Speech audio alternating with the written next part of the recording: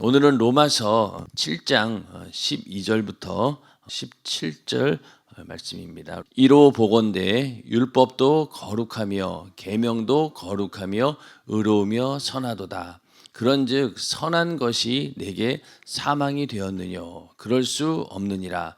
오직 죄가 죄로 드러나기 위하여 선한 그것으로 말미암아 나를 죽게 만들었으니 이는 계명으로 말미암아 죄로 심히 죄되게 하려 함이니라. 우리가 율법은 신령한 줄 알거니와 나는 육신에 속하여 죄 아래 팔렸도다.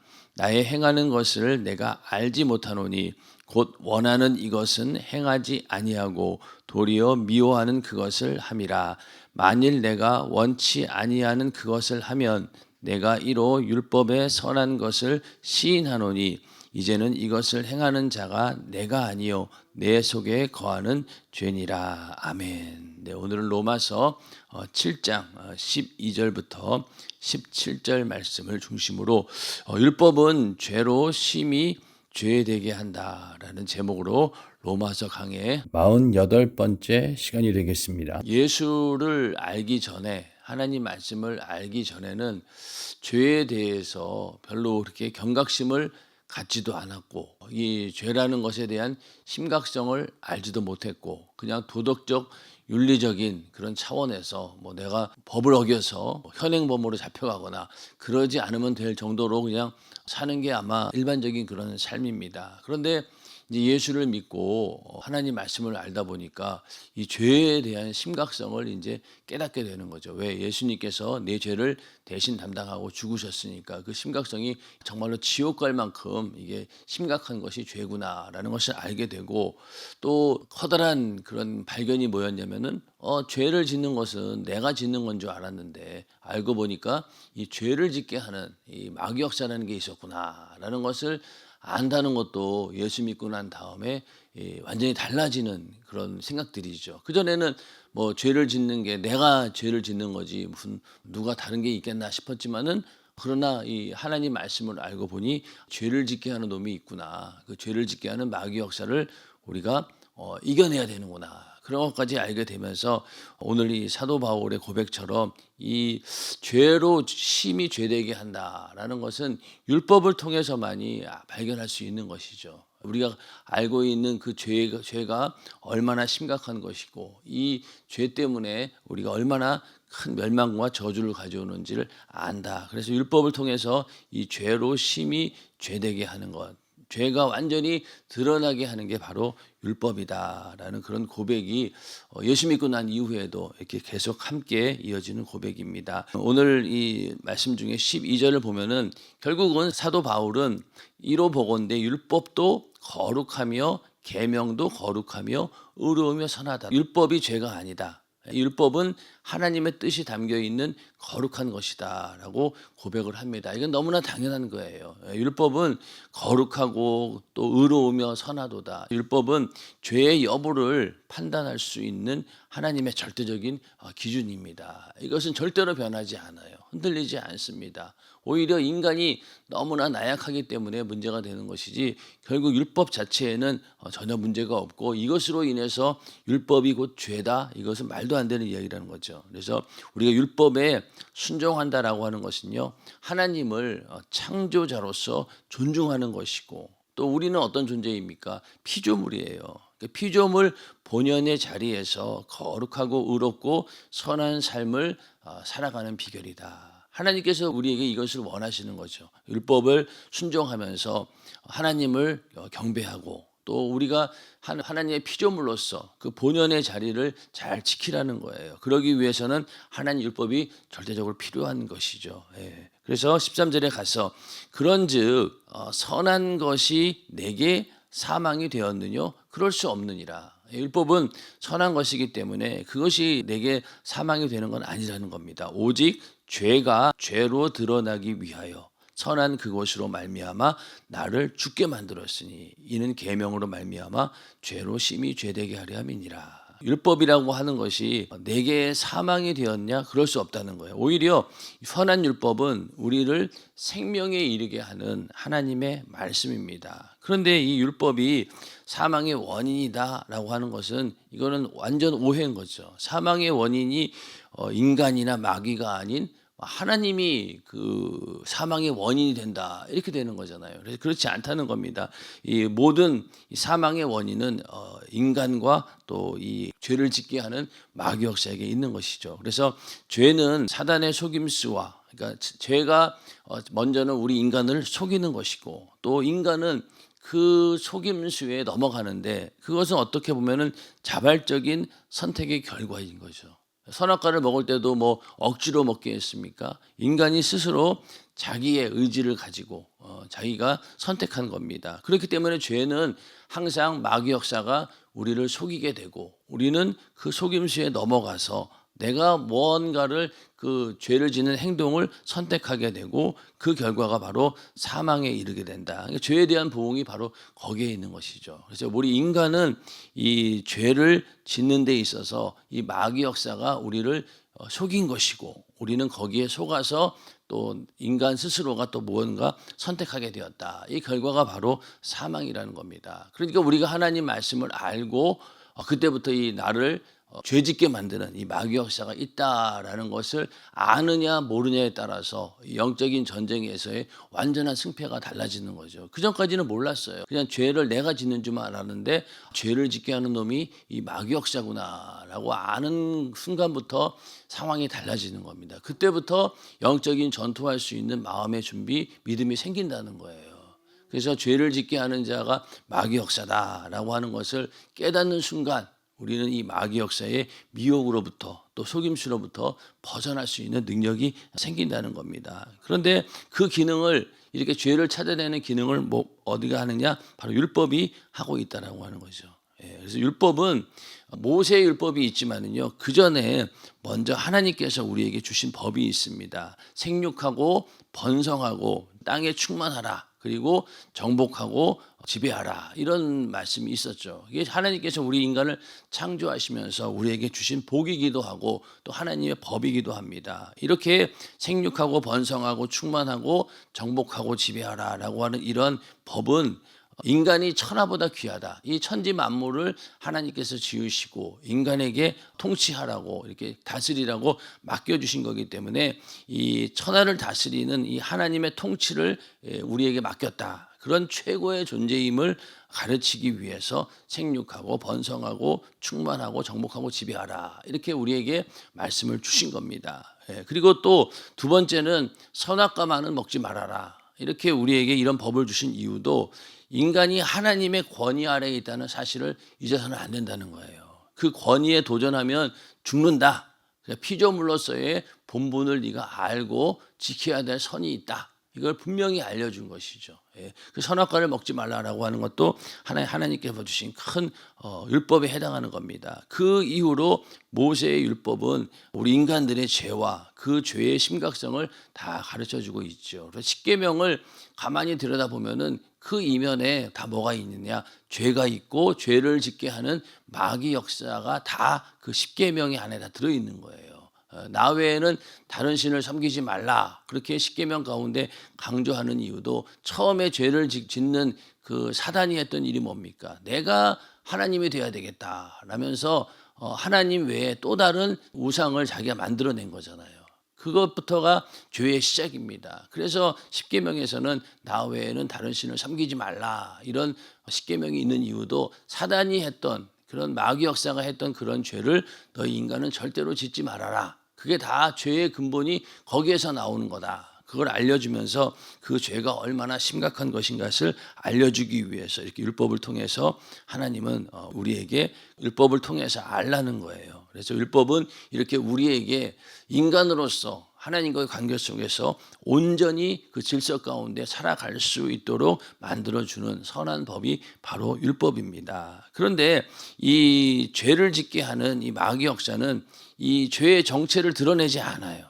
그리고 인간들로 하여금 계속 무지하게 만들고 또 이 죄에 대해서 무관심하게 만들면서 그 안에서는 계속 활동을 합니다. 그러면서 은근히 이 죄로 인해서 죽음이 오는 것이 아니라 하나님의 계명 때문에 온다라고 하면서 이렇게 자기들이 그 여론을 만들어내고 또 인간들을 그렇게 미혹해서 자기는 계속 그 안에 숨어 있는 거예요. 그러면서 어떡합니까? 우리 인간을 지배하고 군림한다는 거예요. 이게 마귀 역사가 하는 일입니다. 그러니까 우리가 예수 믿기 전에 하나님의 율법을 알기 전을 생각해 보면은 바로 이러한 무지와 무관심 가운데 있었어요.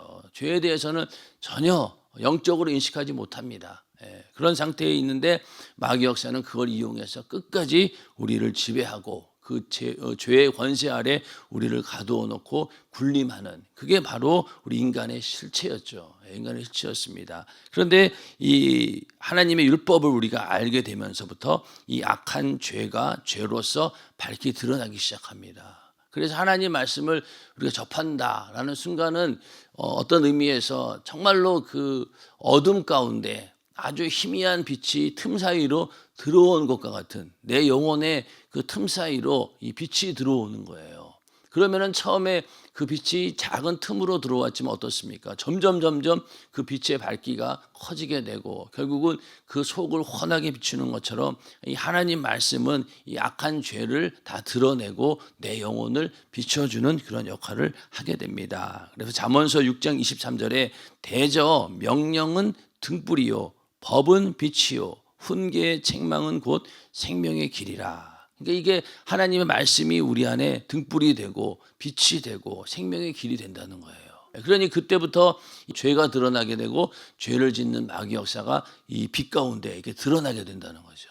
정체가 이제 드러나면서 우리도 그러한 무지와 무관심에서 완전히 깨어나게 되고, 그러니 마귀 역사가 하나님 말씀을 듣는 것을 좋아할 리가 없지요. 하나님 말씀을 어떻게든 듣지 못하도록 귀를 막게 하고 그리스도의 영광의 복음의 광채가 들어가지 못하도록 이 세상 신이 믿지 않는 자들의 마음을 계속 혼미케 한다라고 하지 않습니까? 우리도 마찬가지예요. 하나님의 말씀을 더 깊이 깨달으면 깨달을수록 이 죄에서 벗어나게 되고 자신의 그 마귀 역사의 정체가 드러나기 때문에 말씀을 더 이상 들으려고 하지 않아요. 듣게 하지는 않습니다. 그러니 그냥 예수 믿고 나 그냥 뭐 교회 다니니까 나 그냥 구원 받았지, 그 정도로 그냥 끝내려고 하지 더 이상 하나님 말씀을 듣게 하는 것을 이 마귀 역사는 원하지 않는다는 거예요. 반대로 우리는 하나님 말씀을 더 깊이 알고 깨닫고 그러면서 더 하나님 말씀을 사모해야지만이 이 마귀 역사를 이겨내고 빛이 우리 안에 정말로 막 환하게 들어와서 내 영혼을 비추게 되고 그 생명으로 우리가 살아가는 건데, 이 마귀 역사는 끊임없이 믿지 않는 자들에게도 역사하고 또 믿고 있는 우리들도 어떻게든 이 무지와 무관심, 이 어둠 속에다가 계속 가둬 놓으려고 하고 있다는 겁니다. 우리는 거기에서 나와서 등불이고 빛이고 생명의 길이신 이 말씀을 우리가 붙들어야 된다는 겁니다. 그래야지만 우리가 영적으로 살 수 있는 것이죠. 그래서 죄로 심히 죄되게 하려 함이니라. 이 이야기는 죄의 심각성에 대한 무지함이 먼저 있다는 거죠. 근데 이렇게 죄를 심각하게 여기지 않는 이유는 죄에 따른 형벌의 크기가 얼마나 큰 것인지 모르기 때문에 그렇습니다. 시편 90편 11절에 누가 주의 노의 능력을 알며 누가 주를 두려워하여야 할 때로 주의 진노를 알리이까. 그러니까 주의 진노의 힘을 누가 알겠습니까? 주의 진노로 인한 두려움이 얼마나 큰지 우리는 잘 모른다는 거예요. 인간들은 무지해서 모른다는 겁니다. 그러나 우리는 그 율법을 다 이루신 예수 그리스도, 그 자신의 죽음으로 인해서 율법을 다 이루신 거예요. 예수님께서 돌아가시면서 다 이루었다라고 하는 것은 하나님께서 나에게 맡겨진 그 인류 구원의 그 사명을 내가 다 감당하고 다 이루었다는 말이고, 또 한편으로는 율법의 요구를 다 이룬 거예요. 하나님 자신이 그 율법의 요구, 인간에 대한 율법의 요구, 그 죄의 싹은 사망이라고 했는데 인간에 대한 율법의 요구는 죄의 싹을 지불해라, 그건 사망이다라는 걸 갖다가 예수님께서 십자가에 달려 죽으심으로 인해서 그 모든 율법의 요구를 다 이루어내신 겁니다. 그렇기 때문에 우리가 이 죄라고 하는 것은 하나님의 아들이신 예수도 죽음에 이르게 한다. 사실 예수님께서는 죄가 없잖아요. 남의 죄를 뒤집어 쓰고 인간의 죄를, 인류의 죄를 다 뒤집어 쓴 누명임에도 불구하고 이 죄는 예수를 죽게 만들었습니다. 그 정도로 죄는 강력한 힘을 발휘하고 있는 거죠. 하나님의 아들도 끌어다가 십자가에 매달아 죽일 수 있는 게 바로 죄입니다. 그러니까 죄가 얼마나 심각하고 이 죄가 얼마나 무서운 것인지 우리는 알아야 된다는 거예요. 그런데 율법을 통해서만이 우리가 그것을 알 수 있게 되고 또 하나님 말씀을 통해서 예수님께서 내 죄를 담당하셨구나. 그 정도로 이 죄가 심각하다라고 하는 사실을 알아야지만이 그래야지만이 우리가 하나님의 은혜가 얼마나 큰 것인지도 알게 되고 또 이 죄에서 벗어나려고 피 흘리기까지 죽음을 각오하고 피 흘리기까지 죄와 싸울 수밖에 없다. 이게 이제 죄의 심각성을 알게 되면 그렇다는 거죠. 그래서 우리가 앞서 로마서 공부하면서도 하나님의 진노에 대해서 알지 못하면은 이 예수 그리스도께서 십자가에 달려 피 흘려 죽으신 그 은혜에 대해서 심각성을 모른다는 거예요. 예수님께서 대신 우리가 당할 이 지옥의 심판과 또 지옥의 진노를 대신 온몸으로 다 받으신 것이 바로 하나님의 진노가 임한 곳이 바로 십자가의 사건입니다. 그러니까 그 정도의 심각성을 알고 우리가 이 죄를 이겨내야 된다. 그리고 이렇게 죄로 심히 죄되게 하는 게 바로 뭐냐? 바로 하나님 말씀 율법이라는 겁니다. 그러니 이게 얼마나 선한 법입니까? 그러니까 어떻게든 우리는 율법을 통해서 죄를 발견하고 죄의 심각성을 계속 깨닫게 해주는 법이 바로 율법이라는 거죠. 자, 그러면은 이러한 죄의 심각성을 우리가 알았다면은 이제는 그 소식을 알려야 되는데 이게 바로 복음 전도입니다. 복음 전하는 게 뭡니까? 경고잖아요. 우리가 잘 알고 있는 에스겔서 33장 8절 말씀 보면은 가령 내가 악인에게 이르기를 악인아 너는 정녕 죽으리라 하였다 하자. 내가 그 악인에게 말로 경고하여 그 길에서 떠나게 아니하면 그 악인은 자기 죄악 중에서 죽으려니와 내가 그 피를 내 손에서 찾으리라. 우리는 이것을 알려줄 책임이 있다는 거예요. 야, 지금 죄 때문에 너는 죽게 되었다. 칼날이 너의 목을 치려고 한다. 그러니까 빨리 피해라. 이런 소식을 우리는 전해주어야 된다는 겁니다. 그런데 만약에 그거를 전해주지 않았다라고 하면은 나중에 그 핏값을 내 손에서 찾는다는 거예요. 그러니까 이 전도라고 하는 것이 이런 면에서는 굉장히 두려운 것이죠. 전하지 않으면 나에게 화가 있다는 거예요. 그래서 그 사람에게 뻔히 죽어가는 거 알면서도 전하지 않았다라고 하면은 그 모든 핏값을 내 손에서 찾는다라고 했으니 전도하지 않는 죄라고 하잖아요. 알려줘야 될 책임이 있다는 거예요. 그래서 우리만 사는 것이 아니라 죄의 심각성을 알았다면 빨리 알려줘야 됩니다. 그럼 사람들은 우리도 예전에 그랬지만은 이 죄에 대한 심각성 모르죠. 내가 무슨 죄인이냐. 나처럼 착하게 산 사람이 어디 있다고. 내가 무슨 죄인이고 내가 그 죄 때문에 지옥 간다고 말도 안 되는 소리 하지 마 이러잖아요, 다들. 근데 이 죄의 심각성을 깨닫게 되고 이 죄 때문에 하나님의 아들이 죽었네라는 것을 알게 되면은 그때부터 예수 믿고 구원받게 되고 그 이후로 하나님 말씀을 통해서 거룩하게 살 수 있는 길이 열린다는 겁니다. 그래서 우리는 이 죄의 심각성을 알았다면은 알려야 된다. 그래서 복음 전도를 통해서 이 복음 전도를 통해서 예수님께서 내 대신 내 죄를 담당하고 죽으셨다라고 하는 이 사실을 전해서 그들도 죄로부터 나올 수 있도록 해주는 그 책임이 우리에게 있다는 겁니다. 그래서 복음을 전해서 많은 영혼들을 살려내는 우리 모두가 되기를 주님의 이름으로 축원합니다. 자, 그래서 14절에 가서 우리가 율법은 신령한 줄 알거니와 나는 육신에 속하여 죄 아래 팔렸도다. 그 신령하다라고 하는 말은 이 율법이라고 하는 것은 영적인 것이죠. 영적인 신령한 것입니다. 영적인 건데 이 율법은 우리에게 이 영적인 것을 향하라고 영적인 차원에서 움직이라고 계속해서 요구를 하지만은 이 육신에 속한 자는 어떻습니까? 이 권고를 외면하고 계속 육적인 것을 지향하게 됩니다. 이게 인간의 본성인 거예요. 그래서 하나님께서는 이 율법은 계속 우리에게 선한 것으로 신령한 쪽으로 움직이고 그쪽 방향으로 인생을 살기를 원하지만은 우리는 그걸 계속 외면하고 어떻습니까? 육적인 것, 육신의 것들을 찾아가면서 그걸 지향하며 살고 있다는 거예요. 오늘날 그 기독교의 가장 큰 타락은 바로 여기에 있습니다. 영적인 것은 사모하지 않아요.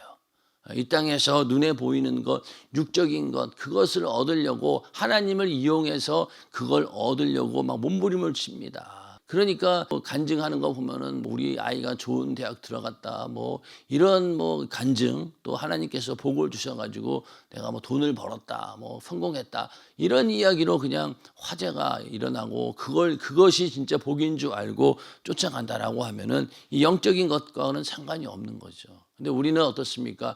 영혼의 때를 위하여라고 하는 그 제목 아래 지금까지 오직 그것만을 위해서 사는 것, 이것이 최고의 어떤 가치 있는 것이다 라고 안다는 것 자체가 우리에게는 큰 축복인 줄로 믿으시길 바랍니다. 그래서 인간은 계속 이 영적인 것과 육적인 것의 차이로 인해서 혼돈과 갈등을 경험할 수밖에 없어요. 성령 충만한 삶을 산다고 하면서도 매일매일 우리는 영적인 것과 육적인 것, 그 차이 속에서 갈등을 느끼는 거예요. 과연 이것이 신령한 일인가 아닌가, 거기에 대해서 고민하게 되고 또 그것을 어떻게든 구별해 보기 위해서 기도하는 것 아니겠습니까? 그래서 혼돈과 갈등을 경험하게 되는데, 이 율법이 계속 영적인 질서, 기준, 목적 이런 것들을 제시하지만은 우리가 죄에 팔린 노예가 된다라고 하면은 언제나 이 하늘의 것보다 땅의 것을 선택하게 된다는 거예요. 절대로 우리는 이 죄의 노예로 팔려가면 안 된다. 죄의 종이 되어서는 안 된다는 거죠. 하나님의 의의 종이 되어야 된다. 그랬을 때 비로소 우리가 하늘의 것을 선택할 수 있는 이 눈이 열린다는 겁니다. 성령이 없으면 이런 일들이 절대 불가능하죠. 그래서 성령을 따라 생각하지 않고 또 성령을 따라 말하지 않고 또 성령을 따라 행하지 않으면 우리는 결국 육신을 따라 생각하고 말하고 행동하게 된다는 거예요. 이거 인간이 어쩔 수 없는 본성인데 이것을 이기는 방법은 성령과 함께하는 것 외에는 다른 방법이 없다는 겁니다. 인정하시면 아멘 하시기 바랍니다. 성령이 아니고는 이게 안 되는 거예요. 그러니 예수님께서도 부활 승천하시고 우리에게 성령을 보내주신 이유가 바로 여기에 있습니다. 이거 외에는 다른 방법이 없기 때문에. 그래서 우리는 율법이라고 하는 것은요, 그 육신의 반대편에 서서 우리가 육적인 존재임을 계속해서 가르치고 있어요. 왜? 너의 그 한계, 네가 갖고 있는 한계를 분명히 알라는 거예요. 너는 육적인 존재야. 그걸 벗어날 길은 없어 라고 계속해서 우리에게 가르쳐 주는데, 내가 육적인 존재다라고 인식하는 것 자체가 신령한 일이고 영적인 일인 거예요. 영안이 열린다라고 하는 것이 뭡니까? 먼저는 자기 자신을 볼 수 있는 눈이 열리는 거예요. 내가 얼마나 나약하고 또 무익하고 육신의 것으로 가득한 존재임을 알고 그때 그걸 인정하는 순간부터 이 영적인 눈이 열리는 겁니다. 우리가 율법은 신령한 줄 알거니와 나는 육신에 속하여 죄 아래 팔렸도다, 이런 고백을 사도 바울이 했다는 것은요, 바로 이제는 영적인 눈이 띄어졌다는 거예요. 자기 자신을 먼저 볼 수 있는 눈이 열려야지만이 그때 비로소 다른 사람의 문제도 보이게 되는 것이지, 먼저는 내가 육신의 이 한계를 벗어날 수 없는 존재다라는 것을 아는 것 자체가 신령한 일이고 영적인 일이라는 겁니다. 이걸 먼저 우리가 인정을 해야 되는 것이죠. 그러면서 15절에 가서 나의 행하는 것을 내가 알지 못하노니 곧 원하는 이것은 행하지 아니하고 도리어 미워하는 그것을 함이라. 자기 자신에 대한 계속 발견인 거예요. 육신에 속한 자임을 고백했고 이제는 내 행동조차도 하나님의 뜻을 따라가지 못한다. 그런 무지함을 고백하면서 원하는 것은 행하지 않고 미워하는 것을 행하고 있다. 그러면서 내가 원하는 것과 행하는 것 사이에 이 괴리가 발생한다. 이건 우리도 계속 느끼는 거죠. 마음은 원이로되 육신이 연약하다 라면서 겟세마네 동산에서 옆에서 기도하는 제자들을 보면서 예수님이 그렇게 말씀하신 것처럼 우리도 항상 마음은 원이고 내 영혼은 간절히 하나님 말씀대로 살기를 원하지만은 내 육신은 그렇지 못하니까 항상 거기서 괴리감이 일어나고 그걸 발견하는 순간 우리는 절망하게 되고 좌절하게 됩니다. 그러니까 사도 바울도 나의 행하는 것을 알지 못한다 이렇게 고백을 하는 거예요. 참 나도 이게 어쩔 수가 없구나. 나는 이렇게 뻔히 알면서도 참 당하는 것이 괴롭다. 그런 의미가 되겠죠. 그래서 우리가 안다라고 하는 것, 고린도전서 8장 2절에 만일 누구든지 무엇을 아는 줄로 생각하면 아직도 마땅히 알 것을 알지 못하는 자요. 우리가 안다라고 생각하는 것 자체가 모르는 거예요, 사실은. 근데 반대로 나는 나의 행하는 것을 모르겠다, 알지 못한다라고 고백하는 것 자체가 어떻게 보면은 오히려 아는 것이죠. 왜냐하면은 이 안다라고 하는 것은요, 만족한다는 거예요. 내가 만약에 이건 내가 아는 거야 그러면은 그때부터 만족하게 되고 더 이상 더 나은 것을 위해서 추구하려고 하는 것을 중단하게 된다는 거예요. 왜 내가 이제 아는 거니까. 이제는 뭐 내가 그걸 뭐 들을 필요가 뭐가 있어? 그러니까 하나님 말씀을 들을 때도 설교 말씀을 들을 때도 저거 내가 아는 거야 라고 딱 생각하는 순간 어때요? 이 은혜가 안 돼요. 은혜가 안 돼. 저거 내가 아는 말씀인데 라고 딱 마음 먹는 순간부터 말씀이 들려오지 않아요. 그런데 그것이 아니라 나는 여전히 모르는 자고 저 말씀에 내가 놓친 부분이 있을 거다라고 또 계속 들어보면은 정말로 그게 또 들려집니다. 그래서 내가 안다라고 만족해버리면 그때부터 이게 은혜가 중단이 되는 겁니다. 그래서 모른다는 고백이 자신의 무지의 영역을 계속해서 나는 탐구해 가면서 사모하면서 그것을 어떻게든 찾아낼 것이다 라고 하는 의지의 표명인 거예요. 모른다라고 하는 고백이. 그래서 이 모른다라고 우리가 인정할 줄 아는 그런 겸손함이 있어야 돼요. 안다라고 하면 항상 문제가 생겨요.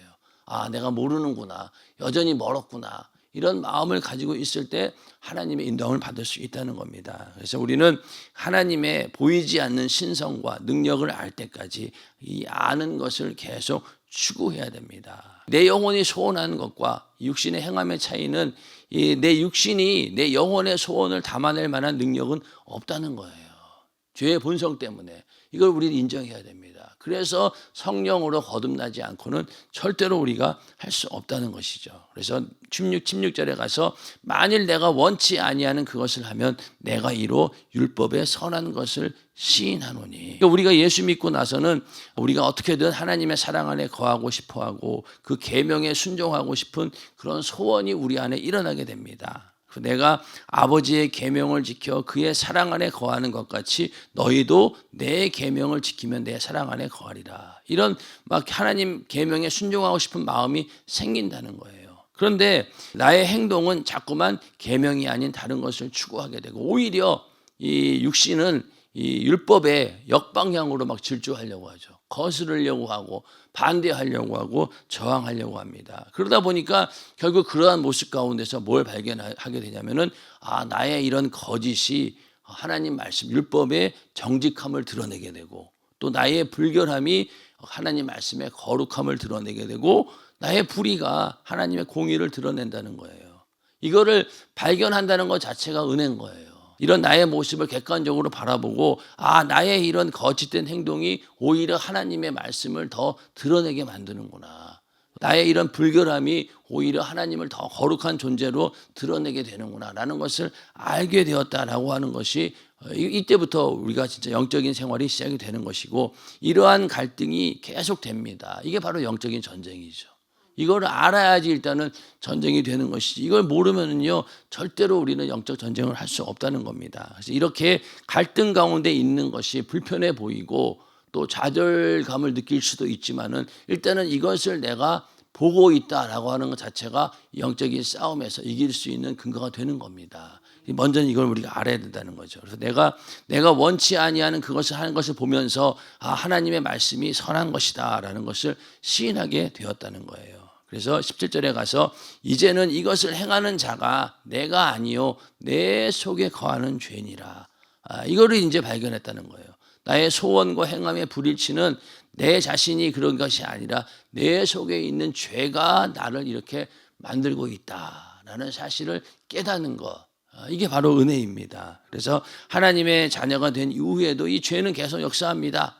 그리고 내 마음의 소원을 거슬러서 원하지 않는 행동을 계속 하게 만들어요. 이거를 우리가 발견하고 이것을 이겨내고 그렇게 하지 않도록 나를 움직여가는 그 힘이 바로 하나님께서 주시는 은혜의 힘으로 가능한 것이고 성령으로 가능하다는 겁니다. 죄는 육체를 지배하게 되고 육체를 따라 살면 죄를 짓게 됩니다. 근데 여기서 우리가 중요한 건 뭐냐면 우리가 주도적인 범죄자가 아니라 자발적인 공범자라는 거예요. 주도적인 범죄자는 누굽니까? 이 마귀역사예요. 근데 우리는 뭐예요? 자발적으로 거기에 동조한 공범자라는 거예요. 그러니까 죄가 범죄를 주도하고 우리는 거기에 공조하게 되는 거예요. 그래서 사실은 살 길이 있는 겁니다. 만약에 우리가 이 사단 마귀처럼 하나님을 정면적으로 도전했다라고 하면은 우리는 구원의 길이 없어요. 처음에 선악과를 먹을 때도 만약에 아담이 선악과를 먼저 먹었으면은요, 우리의 구원은 없을 수도 있어요. 왜? 죄가 유전되기 때문에 아담이 직접 하나님을 대적했다 그러면은요 살 길이 없습니다. 근데 어떻습니까? 선악과 먹는 것도 이 마귀에게 속아서 먹은 거잖아요. 그렇기 때문에 은혜가 있는 거지. 만약에 뱀의 유혹을 받지 않고 인간 스스로가 만약에 선악과를 따먹었다 그러면 아마 우리도 죄사함 받을 길이 없을 거예요. 우리는 범죄자가 아니라 주도적인 범죄자가 아니라 공범자인 거예요. 거기에 걸려서 이 마귀가 가는 지옥에 같이 가게 되는 겁니다. 그래서 그거를 이제 알게 되었다는 거예요. 율법이 책임이 있는 것이 아니고 내 속에 거하는 죄가 문제이고 그 죄를 짓게 하는 이 마귀 역사를 우리가 발견해야 된다라는 이런 영적인 내용을 얘기하고 있습니다. 그래서 오늘 이 사도 바울의 고백처럼 우리는 언제나 이 마음의 행함, 그러니까 마음속에 있는 소원과 내 영혼이 하고자 하는 것에 반대하는 것이 육신이에요. 그거를 우리가 그 갈등 가운데서 어떻게든 우리 육신을 끌고 내 영혼의 요구대로 나를 이끌어가는 것. 이게 바로 신앙생활입니다. 담임 목사님께서도 지금까지 목회하면서 계속 성도들에게 얘기한 부분은 바로 이 내 영혼이 원하는 대로 육신을 끌고 오라는 거잖아요.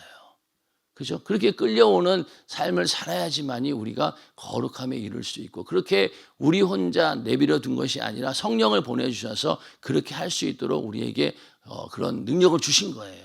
그래서 성령 충만하면 내 육신이 내 영혼을 위해서 끌려간다는 거예요.